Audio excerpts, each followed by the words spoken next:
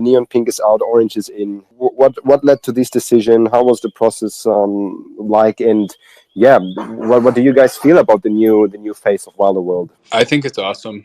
Ironically enough, when we started, even like things like, dark mode and, you know, the purples and the neons and a lot of the colors that you see in Web3 were kind of novel. And we were kind of, we had kind of an interesting, unique brand early on. And I think a lot of folks end up using kind of similar colors and these types of things. But we want it, like, I think a lot of the brands are kind of either they're kind of lacking in the story, and they're kind of showing off the metaverse as a product.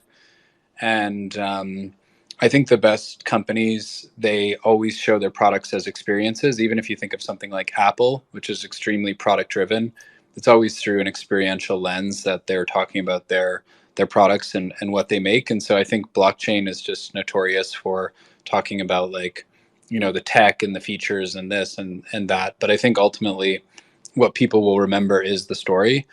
And we've been working on the story for a long time, and we just kind of didn't have it to a place where it still has a lot of work to do, but we didn't have it to a place where we were confident in being able to share it, just because it is a very complex story.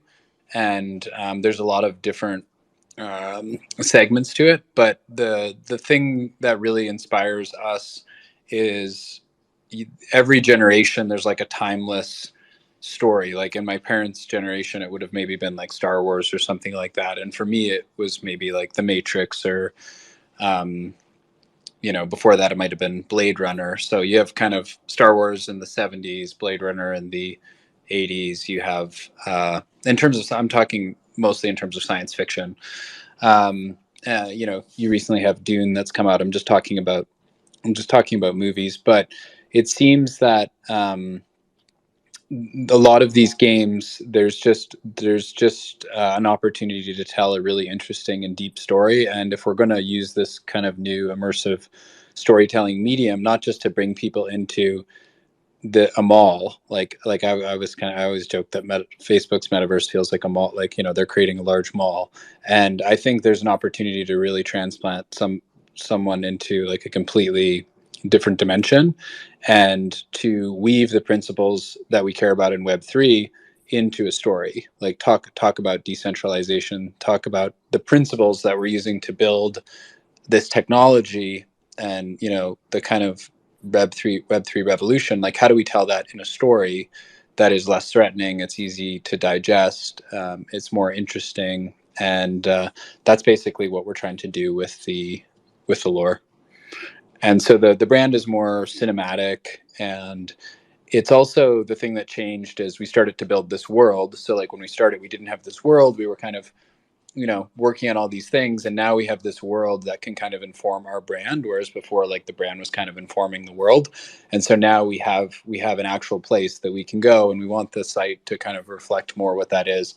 But it's definitely kind of like a drama. It's definitely intense, and it's definitely, you're going into this sort of alternate reality where the stakes are high, um, less so than like a cartoon.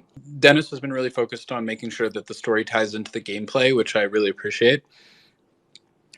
So there is some cool things that we can't talk about necessarily right now, but the hint I will give is that, like, the rings within Miami have a lot of significance. If you look at the map, and the ring system has a lot of significance in terms of how we're thinking about, actual gameplay, which ties into the lore and stuff like that, which is something we're super excited about.